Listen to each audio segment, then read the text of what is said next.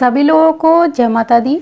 आइए जानते हैं कुछ कार्य ऐसे जो जिनको भूल कर भी नहीं करना चाहिए, जैसे कि कभी भी दीपक से दीपक नहीं जलाना चाहिए। भूल कर भी कलावा यानी मौली को चाकू, छुरी या कैंची से नहीं काटना चाहिए। जब भी कलावा हमारा पुराना हो जाए तो उसको इधर उधर नहीं फेंकना चाहिए। उसको या तो आप जल में प्रवाहित कर दीजिए या फिर उसको मिट्टी में दबा सकते हैं।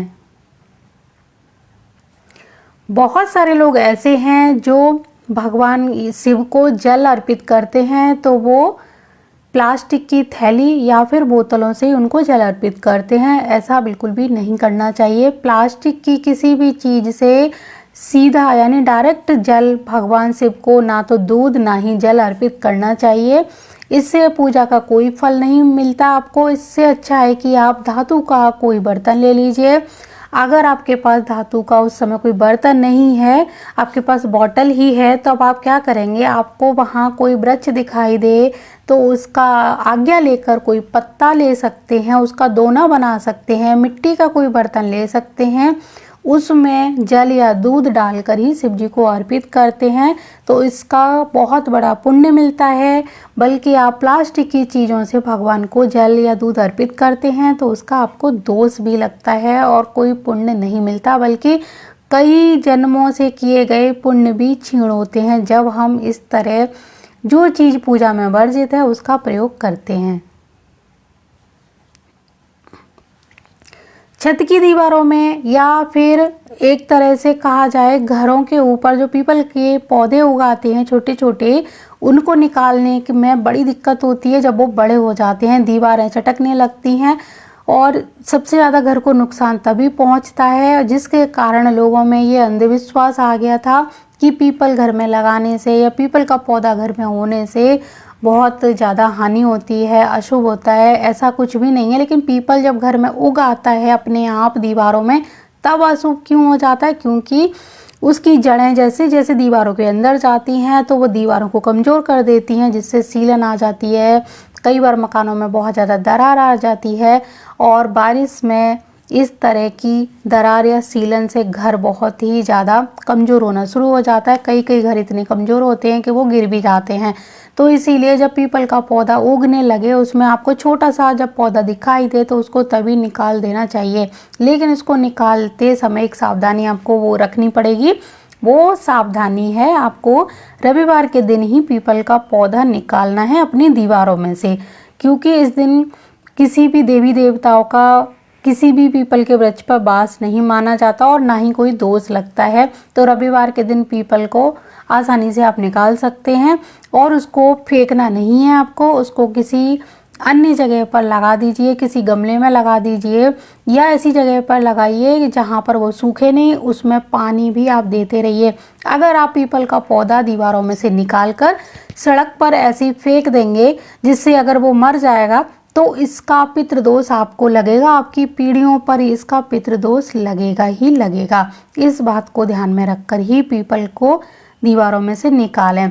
अगर निकालते समय वो टूट भी जाता है या पौधा बहुत बड़ा हो जाए और निकालते समय कई बार हमें काटना पड़ता है, तब आप पहले माफ़ी मांग लीजिए और ऐसा मौका आने ही मत दीजिए कि वो पीपल का पौधा एक तरह से वृक्ष बन जाए हमारी दीवारों में। जब वो छोटा हो उसी समय उसको निकाल दीजिए, निकाल कर किसी अन्य जगह पर लगा दीजिए और उसकी जगह आपको जहाँ से पीपल निकाला है उस जगह पर आप तेजाब भर दीजिए या फिर चूना, जो चूना आता है उसको भर दीजिए बहुत अच्छी तरह से उन दरारों में। इससे कि अगर पीपल की थोड़ी सी भी जड़ उसमें रह जाए तो वो दोबारा कोई अन्य पौधा उसमें पनपने ना पाए।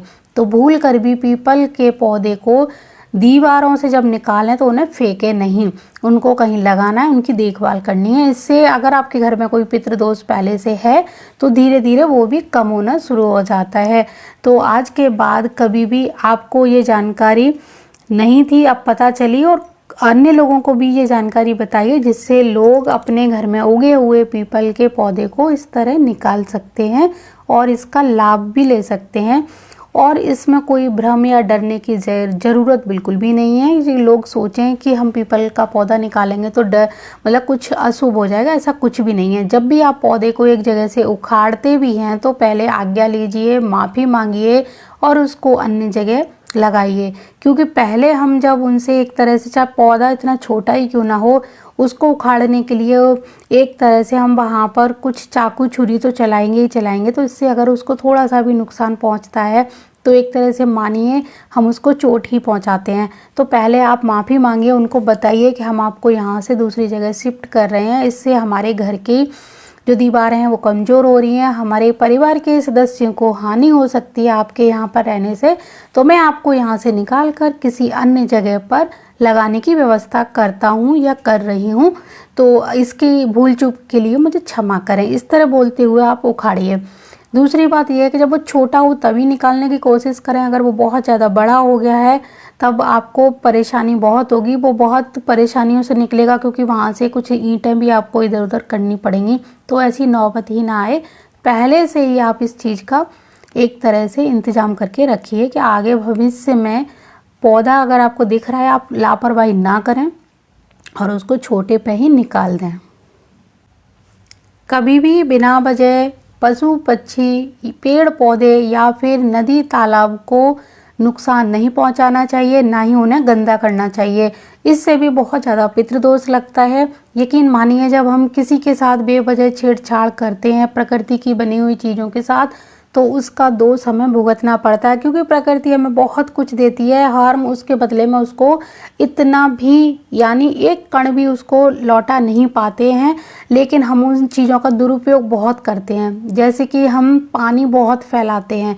पानी हमें प्रकृति से मिलता है, इसी तरह हमें वृक्षों से बहुत कुछ मिलता है। हवा तो सबसे ज़रूरी है ही, जो आजकल दूषित होती जा रही है। हवा मिलती है, हमें फल मिलते हैं, फूल मिलते हैं, लकड़ियाँ मिलती हैं, औषधियाँ मिलती हैं, ना जाने कितनी चीज़ें मिलती हैं हमें। तो हम उसका एक इतना सा भी एक तरह से कह सकते हैं कि ऋण नहीं उतार सकते प्रकृति का। और हम पेड़ पे पेड़ काटे जा रहे हैं। कई बच्चे मैंने देखे हैं, छोटे जब प्लांट कोई लगाता है तो पार्क वगैरह में कुछ बच्चे ऐसे आ जाते हैं जो उनको उखाड़ना, उनकी पत्तियां तोड़ना शुरू कर देते हैं। तो अगर आप इस तरह की चीज़ें होते हुए भी देखते हैं तो उनको रोकिए और अपने बच्चों को भी समझाइए। अगर आपके बच्चे भी ऐसा करते हैं तो आप ज़्यादा से ज़्यादा वृक्ष लगाएंगे तो आप प्रकृति का हो सकता है थोड़ा सा ऋण उतारने में कामयाब हो सकें। इसी तरह पानी का दुरुपयोग ना करें। जो फल फूल देने वाले वृक्ष हैं, हरे भरे वृक्ष हैं, उनको ना काटें और हो सके तो इनको लगाइए, अधिक से अधिक लगाइए। और जहाँ कहीं भी सूखे पेड़ पौधे आपको दिखाई दें उनमें जल देना ज़रूर शुरू कीजिए। आप अपनी गाड़ी में एक बड़ी सी बोतल रखकर लेके जाइए। जब भी आप कहीं ऐसी जगह पर जाते हैं जहाँ आपको कुछ खाली रास्ते दिखाई देते हैं, जहाँ पेड़ पौधे सूख रहे हों, तो आप अपनी गाड़ी में एक बड़ी सी जो केन होती है उसको भर के लेके जाइए और रोक कर उनमें पानी दीजिए।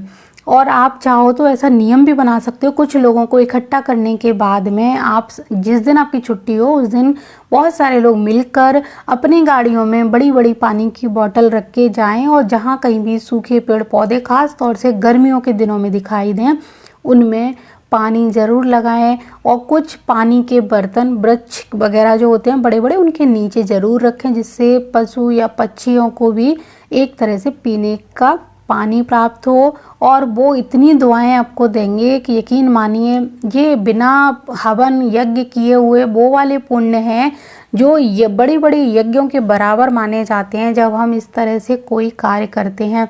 इन कार्यों के करने से जो उस जल को पिएगा उसकी आत्मा जो तृप्त होगी इस जल को पीने से, वो आपको जाने अनजाने में ही इतनी सारी दुआएं दे देगा कि आपकी पता नहीं कब कौन सी एक तरह से बुरी कंडीशन अगर किसी के जीवन में आती है तो कब टल जाए, कब आपके भाग्य खुल जाए, कब आपका बुरा वक्त ऐसे चुटकियों में निकल जाए और बड़े बड़े ग्रह जो हैं वो आपके कब बदल जाएं आपको पता ही नहीं चलेगा। तो हमेशा ध्यान रखें, अपनी गाड़ी में कुछ पानी की ऐसी बोतलें ज़रूर रख के ले जाएं और इन बोतलों को उस जगह पर खाली करें जहां किसी वृक्ष को ज़रूरत है या फिर किसी पक्षी को।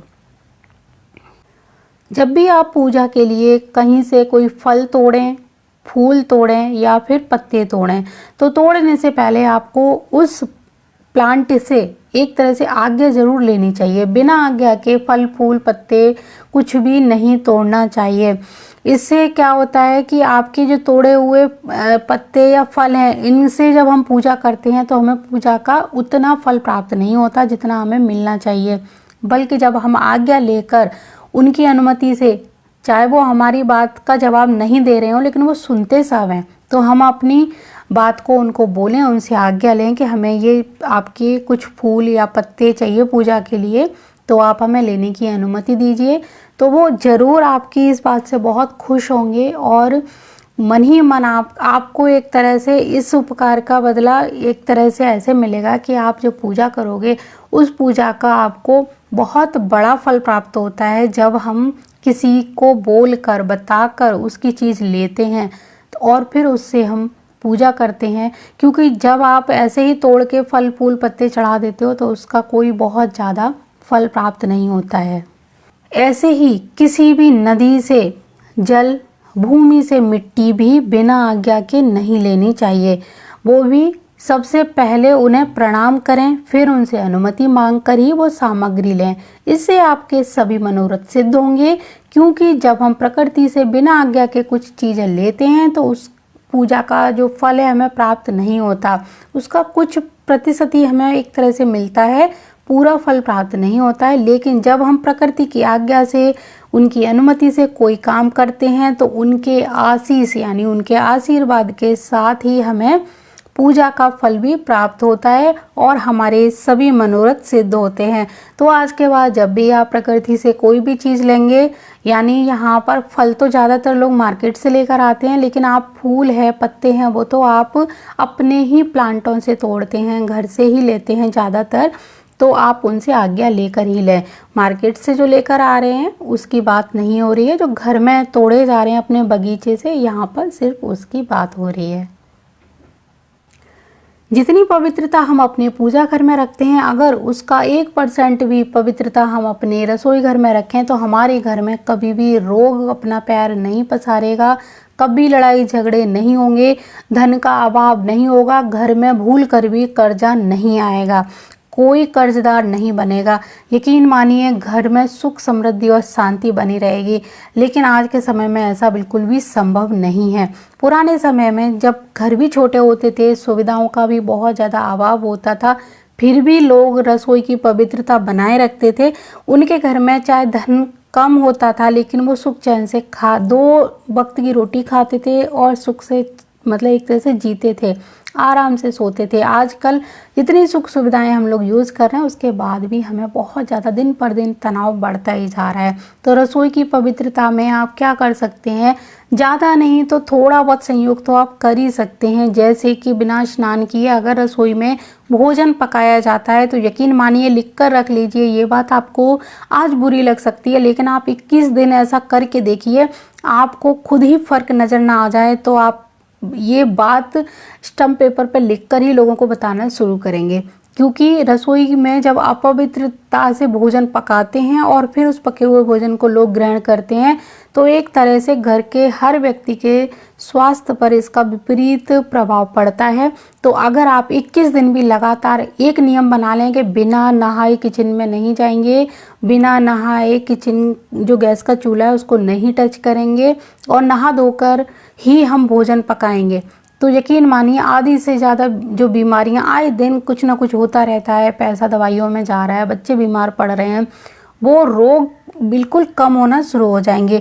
क्योंकि अग्नि देवता जो हैं वो नाराज़ हो जाते हैं जब उनको अपवित्र हाथों से छुआ जाता है। क्योंकि अग्नि सबसे पवित्र होती है। जब हम हवन पूजा धूप दीप जब करते हैं तो अग्नि का ही एक तरह से हर चीज़ में अग्नि देवता को साक्षी मानकर ही ये सारे काम करते हैं। तो जब हम रसोई में भोजन पकाते हैं तो बिना स्नान किए भोजन पकाते हैं, बिना स्नान किए रसोई में प्रवेश करते हैं, या फिर सुबह उठकर जो अग्निदेव का यानी गैस का चूल्हा है उसको छू लेते हैं तो अग्नि देवता इससे नाराज़ हो जाते हैं। तो अग्नि भी हमारी पूजा का एक हिस्सा है। तो अगर हम अग्नि देवता को बिना स्नान किए छुएंगे तो हमारे घर में कलेश बनेगा ही बनेगा, क्योंकि अग्नि देव को जितना हम भड़काएंगे यानी क्रोधित करेंगे तो वो उतना ही घर के मेंबरों के साथ में, घर में जितने लोग रहते हैं उस अग्नि में पका हुआ भोजन ग्रहण करेंगे तो उन सब का प्रभाव यानी अग्नि देवता का जो क्रोध है वो सबको झेलना पड़ेगा। पहले मुझे इन बातों पर यकीन नहीं था, लेकिन मैंने बहुत लोगों से ये काम करवाया। मैंने जब स्टार्टिंग में इस चीज़ पर बहुत ज़्यादा छानबीन की, कुछ ऐसे घरों को देखा जहाँ पर लोग बिना नहाए भोजन भी बनाते थे या फिर नाश्ता बनाते थे, और भोजन तो उनका दोपहर के बाद ही बनता था। तो तब तक तो अग्नि देवता का बहुत काम हो जाता था, यानी रसोई में बहुत कुछ बन जाता था। बच्चों का लंच बॉक्स एक तरह से तैयार होता है, ये सुबह इतनी जल्दी कोई नहा नहीं पाता। इसके अलावा चाय वगैरह जो भी बनती है बहुत कुछ बनता है। तो इससे बहुत फ़र्क मैंने देखा अपनी आँखों से लोगों के घरों में, और थोड़ा सा चेंज करवाया कि अभी बहुत कुछ है करने को हमें। अगर हम पूरी तरह से अपने घर को एक तरह से सुख समृद्धि और एक तरह से कह सकते हैं कि ऐसा शक्तिशाली हम घर बनाएं, जो बाहर वाला भी देखे वो भी देख के दंग रह जाए कि अरे इनके घर में एकदम से हुआ क्या, चमत्कार हुआ कैसे। तो वो तो उपाय बहुत सारे हैं, लेकिन सिर्फ एक उपाय से बहुत लोगों का जीवन बदल गया। यानी सिर्फ स्नान करके रसोई में प्रवेश करना लोगों ने शुरू किया, उनको इतना कुछ देखने को मिला है अपने पूरे घर में, जो एक तरह से परिवर्तन हुआ उनके घरों में। ये यकीन नहीं होगा जब तक कि आप खुद नहीं करोगे। लड़ाई झगड़ों में बहुत कटौती होती है। जब हम अग्नि देवता को बिना स्नान किए छूते हैं तो वो बहुत लड़ाई झगड़े कराते हैं, लेकिन जब हम नहा धोकर सिर्फ भोजन ही पका लें तो इससे घर में धीरे धीरे कलह जो होती है वो कम होना शुरू हो जाती है। तो जैसे कि आजकल बहुत सारे लोग ये बोलेंगे कि इतना संभव नहीं होगा, सुबह उठ के सबसे पहले अगर नहाएंगे तो बच्चे को स्कूल भेजना है तो लेट हो जाएगा, उसका खाना कैसे बनाएंगे। तो इसका भी मैं एक उपाय बताती हूँ आपको। सुबह उठ के जैसे ही आप अपने बिस्तर से उठोगे, सुबह उठते ही आप एक धुले हुए कपड़े अच्छे से पहन सकते हो। हाथ पैर मुंह धो के एकदम से कपड़े चेंज कर लो, आप नहाओ मत, हाथ पैर मुंह धो के सिर्फ कपड़े चेंज कर लो, नहाना बाद में। तो वो रात वाले जो कपड़े हैं वो एकदम से आप हटा दीजिए, उनको पहनकर किचन में मत जाइए, तब आप नाश्ता बना सकते हैं। और जब आप किचन में प्रवेश करो तो सबसे पहले आप अग्नि देवता को प्रणाम करो और माँ अन्नपूर्णा को प्रणाम करो, उसके बाद ही गैस का चूल्हा जलाइए। फिर आप अच्छे से आप नाश्ता बनाइए, चाय बनाइए, कुछ भी बनाइए, क्योंकि इतनी जल्दी अगर नहाना संभव नहीं है तो आप सिर्फ इतना काम भी करेंगे तो इससे भी थोड़ा सा स्लो परिवर्तन तो होगा, लेकिन होगा जरूर सिर्फ इतना करने से। दूसरा क्या है कि बहुत सारे लोग सूर्य निकलने तक सोए रहते हैं। जब सूर्य भगवान हमारे पृथ्वी पर अपनी किरणें बिखेरते हैं उस समय किसी को सोना नहीं चाहिए। अगर हम ऐसे सोते रहेंगे तो, क्योंकि कहा जाता है कि सबसे पहले कि जो स्त्रियां हैं उनको घर की लक्ष्मी कहा जाता है, तो जब लक्ष्मी ही इतनी देर तक सोती रहेगी तो सुख समृद्धि आएगी कैसे। तो बहुत सारी महिलाएं इस बात का बुरा मानती हैं कि सारे उपाय औरतों के लिए ही बताए जाते हैं, आदमियों के लिए तो कोई उपाय नहीं है, हम ही क्यों करें ये सारे उपाय। तो मैं आपको सिर्फ इतना कहना चाहूँगी, स्त्री को लक्ष्मी का प्रतीक माना गया है, पुरुषों को लक्ष्मी नहीं कह सकते हैं और ना ही कुबेर भगवान कह सकते हैं। आपने कभी सुना भी नहीं होगा कि पुरुषों को लक्ष्मी या कुबेर की संज्ञा दी गई है।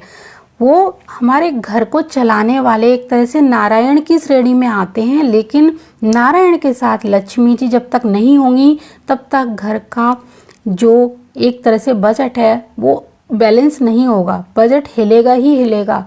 अगर महिलाएं बहुत देर तक सोती रहेंगी सूर्य भगवान के निकलने तक तो उस घर में भी कलह कलेश बनी रहेगी।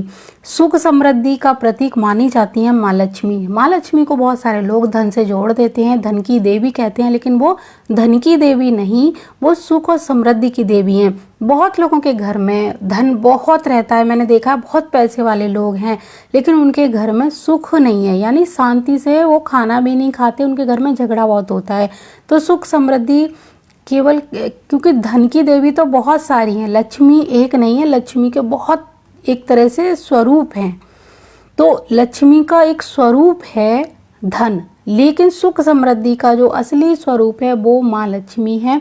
तो घर में जब भी सुख समृद्धि चाहिए तो आपको सूर्योदय से पहले उठना ही होगा। तो सुख समृद्धि आती है माँ लक्ष्मी के साथ में, और माँ लक्ष्मी हमारे घर में एक दिन में कम से कम 5 बार प्रवेश करने की कोशिश करती हैं। तो जब घर की लक्ष्मी सोई हुई होगी तो माँ लक्ष्मी भी आके देखती हैं कि इनके घर में घर की जो लक्ष्मी है वही नहीं जागी, तो वो वापस लौट जाती हैं, क्योंकि उनका सम्मान कौन करेगा। जब माँ लक्ष्मी हमारे घर में सुबह सुबह प्रवेश करें तो उनको दरवाज़ा एक तरह से साफ सुथरा मिलना चाहिए। तो उस समय तो घर में झाड़ू भी नहीं लगी होती है, तो माँ लक्ष्मी लौट जाती हैं। दूसरी बार जब माँ लक्ष्मी आती हैं तो हमारे जूते चप्पल गेट के बाहर पड़े हुए दिखते हैं उनको, क्योंकि जूते चप्पल ज़्यादातर घरों में बाहर उतार के एकदम खुले में डाल देते हैं। तो माँ लक्ष्मी को ये सब पसंद नहीं आता है। उनको लगता है कि द्वार पर एक तरह से झाड़ू पोछा लगा होना चाहिए। उनके स्वागत के लिए एक तरह से जैसे दहलीज का पूजन होता है, कई जगह पर आप देखोगे डेली रंगोली बनाते हैं बहुत सारे लोग, नहा धोकर सुबह रंगोली बनाते हैं, अपने द्वार को पोंछते हैं, तो माँ लक्ष्मी बहुत खुश होती हैं। तो इसी तरह कुछ काम हैं जो हमें कर लेने चाहिए। हमारे घर में जब माँ लक्ष्मी आए तो हम उनको हमारा घर साफ़ सुथरा मिलना चाहिए, घर के मेंबर जगे हुए मिलने चाहिए, क्योंकि जब हम सोए रहेंगे तो वो हमें सोता हुआ देख के खुद वापस हो जाती हैं। आपको ये चीज़ें थोड़ी सी पुरानी लग सकती हैं, आपको मनगढ़ंत भी लग सकती हैं, आपकी खुद की सोच है, आपको कैसी भी चीज़ें लग सकती हैं, लेकिन इनको क्योंकि अगर शास्त्रों में लिखा गया है तभी मैंने बताया है। मैंने कोई इनको घर से अपने कुछ बना के नहीं लाई हूँ। और सबसे बढ़िया बात मैं आपको बता दूँ, प्रमाण आपको चाहिए तो आप 21 दिन का नियम बना लीजिए, इससे ज़्यादा न कम। 21 दिन आप खुद करके देखिए, आपको अगर इसमें फ़र्क नज़र ना आए तब आप कहना कि ये सारी चीज़ें मनगढ़ंत हैं, बनाई हुई हैं। क्योंकि 21 दिन का जो नियम है, यानी 21 दिन में बहुत कुछ मालूम पड़ जाता है, हमें बहुत कुछ महसूस होने लगता है। तो अगर अपने घर में सुख समृद्धि और शांति चाहते हैं, घर में आप अगर चाहते हैं कि कलेश ना हो, माँ लक्ष्मी का स्थायी निवास हो, तो सूर्य उदय से पहले उठ जाना चाहिए। चाहे आप स्नान थोड़ी देर में कर लो, लेकिन उठ के ज़रूर बैठना चाहिए, थोड़ा सा ध्यान करना चाहिए। आपके पास बहुत समय होता है, जिनके छोटे बच्चे हैं उनको तो थोड़ा सा टाइम लग जाता है बहुत सारी चीज़ें करने में, लेकिन आप कई चीज़ें हैं जो कर सकते हो सुबह उठ के, जिनके बच्चे छोटे भी नहीं और बच्चों में भी ये आदत डालनी चाहिए। दूसरा उपाय ये करना चाहिए कि उठते ही सबसे पहले हमें धरती माता को प्रणाम करना चाहिए, क्योंकि जब हम उठते हैं तो हमारा पैर लगता है माँ धरती को, और एक ये भी भूमि दोष होता है। तो सबसे पहले उनको प्रणाम करें कि हे माँ धरती, मैं आपके ऊपर अपने पैर रखने जा रहा हूँ, इस भूल के लिए मुझे क्षमा करें, ऐसा ज़रूर बोलना चाहिए। जिन घरों में संध्या दीपक नहीं जलता है वहाँ पर भी माँ लक्ष्मी का स्थायी निवास नहीं होता है। इस बात का भी हमेशा ध्यान रखें कि संध्या दीपक जरूर जलाना चाहिए, और घर के मंदिर में दीपक जले और एक मुख्य द्वार पर दीपक जरूर जलाना चाहिए। ये दोनों दीपक हर घर में जलने चाहिए।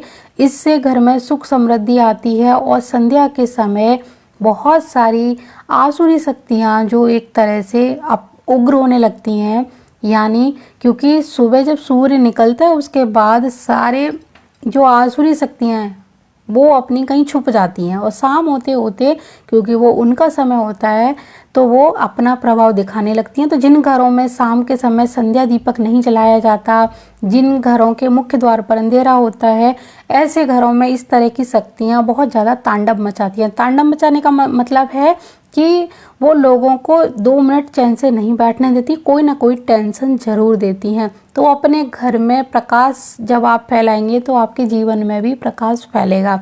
इसी तरह आपको एक काम और करना है, अपना जो रसोई घर है उसका चूल्हा ऐसी जगह पर रखना है कि बाहर से आते जाते किसी को दिखाई ना दे। जब भी हमारे घर का चूल्हा किसी बाहर वाले व्यक्ति को दिखाई देता है तो हमारे घर की सुख समृद्धि में कमी आना शुरू हो जाती है, और हमारे जो धन के योग हैं वो भी कम होना शुरू हो जाते हैं, यानी धन हानि होने लगती है। तो इस बात का हमेशा ध्यान रखें। अगर आपका चूल्हा भी कहीं से दिखाई देता है तो बीच में एक पर्दा डाल दीजिए जिससे वो दिखाई ना दे। अगर जब कोई आए तो ज़रूर ये पर्दा डालकर रखें। एक चीज़ और मैं बताऊं कि अगर आपके घर में कोई आता है तो उसको जल पीने को ज़रूर देना चाहिए, लेकिन पूछ के देना चाहिए, क्योंकि बहुत सारे लोग क्या करते हैं, थोड़ा सा जल अपने ओंठों पर स्पर्श करते हैं और उसको झूठा करके रख देते हैं।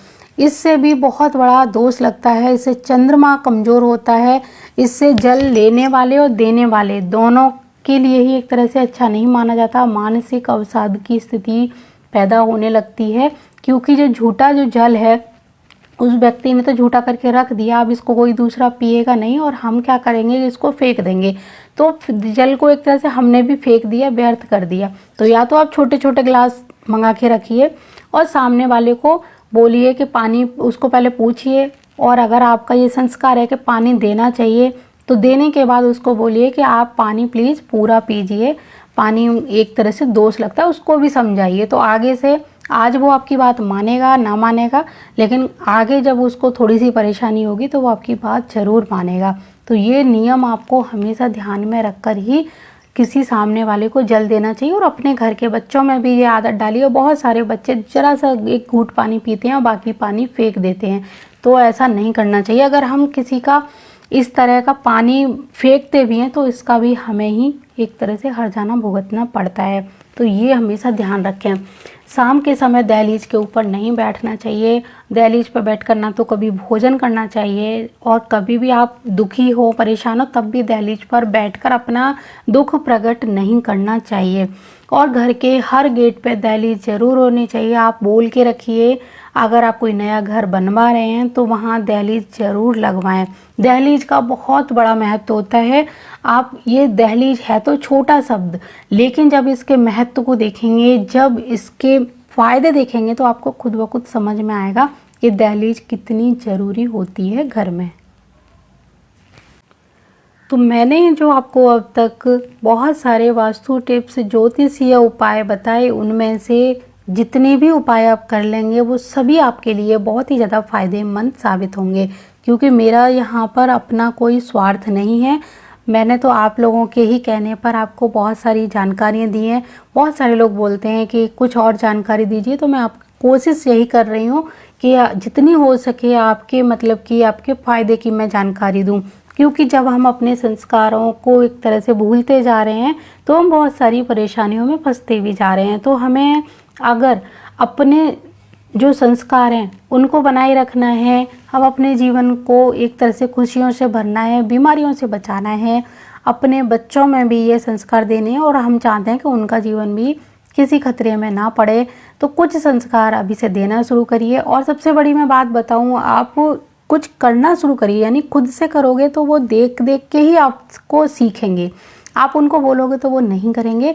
कुछ चीज़ें आप करिए, और जब आप ये सब करना शुरू करेंगे तो आपके बच्चे खुद ब खुद आपको देखते हुए भी ये काम करेंगे।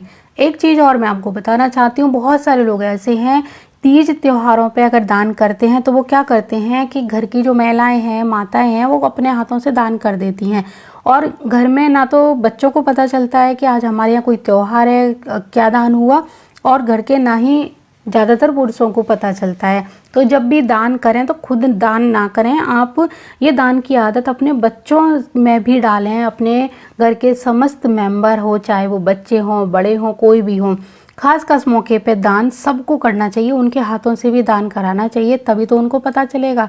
नहीं तो आप जीवन भर आप दान करती रहेंगी, उनको इसका महत्व ही नहीं पता चलेगा। जैसे कि मकर संक्रांति पे आप भी दान करो, अपने बच्चों से भी दान कराइए। समय समय पर दान खुद भी करिए, अपने बच्चों से भी कराइए। एक चीज़ और मैं आपसे कहना चाहूँगी कि आपके बच्चों की कुंडली में अगर कोई ग्रह खराब है तो उस चीज़ का दान आप अपने बच्चों से ही कराएं। बहुत सारी महिलाएं बोलती हैं कि हम कर सकते हैं अपने बच्चे की जगह पर, करने को तो आप कर सकते हो, लेकिन आप एक बात सोच के देखिए, आपके बच्चे को भूख लगी है तो आप खाना खाओगे तो क्या बच्चे का पेट भरेगा? नहीं ना। तो आप जब उसका ग्रह खराब है तो उसको दान करने दीजिए। आप उसका दान करोगे और वो ग्रह आपका खराब नहीं है, आपका सही है, लेकिन आप उसके नाम से कर रहे हो, तो एक तरह से ये आपके लिए खराब हो जाएगा, आपका ग्रह खराब हो जाएगा। उसका हाथ लगवाइए, चाहे वो बच्चा कितना भी छोटा है, उसका हाथ लगवाकर आप उसको हाथ से टच कराकर वो चीज़ दान कर सकते हो। बड़ा बच्चा है तो उसको करने दीजिए, छोटा है तो उसका हाथ लगवाइए। तो इस तरह अगर दान करवाते हैं तो उसका ग्रह ठीक होने लगेगा, उसके स्वास्थ्य में सुधार होगा, उसकी बुद्धि का विकास होने लगेगा। तो दान जब भी हो घर में, खास मौके पर, हर हफ्ते, हर महीने, जैसे भी आप दान का नियम बनाए वैसे बनाइए, लेकिन एक दान अपने बच्चे से ज़रूर करवाने की आदत डालिए। और वो खास मौके होते हैं जैसे कि मकर संक्रांति है, होली है, दिवाली है, दशहरा है, और जो एक तरह से कुछ ऐसे मौके आते हैं, जन्मदिन हो गया, किसी की एनिवर्सरी होगी, उस पर तो ज़रूर ही करवाना चाहिए। तो दान हमेशा अकेले ना करें, पूरी फैमिली मेम्बर अपनी अपनी खराब ग्रह के अनुसार ही दान करेंगे तो और ज़्यादा फायदा होगा, जाने अनजाने में, क्योंकि कई बार हम अपने सही ग्रह का दान कर देते हैं तो इससे भी कई बार नुकसान हो जाता है। तो हमें अगर पता चल जाता है कि हमारा ये ग्रह खराब है और हम उसी के अनुसार अगर दान करेंगे तो बहुत ज़्यादा फ़ायदा में हम भी रहेंगे और आप भी रहोगे। तो मैं फिर किसी और जानकारी के साथ आपके पास आऊँगी। अभी तो मुझे कुछ ऐसा नज़र नहीं आ रहा है कि कोई बात रह गई है। अगर आपको कोई और जानकारी चाहिए तो आप पूछ लीजिए, मैं कोशिश करूँगी अपनी तरफ से पूरी कि आपको सही जानकारी दूँ, जिससे कि आपका भी भला हो और आप दूसरों का भी भला करें उस जानकारी को दूसरों तक पहुँचाकर। तो जय माता दी, जय गुरुदेव और जय श्री राम।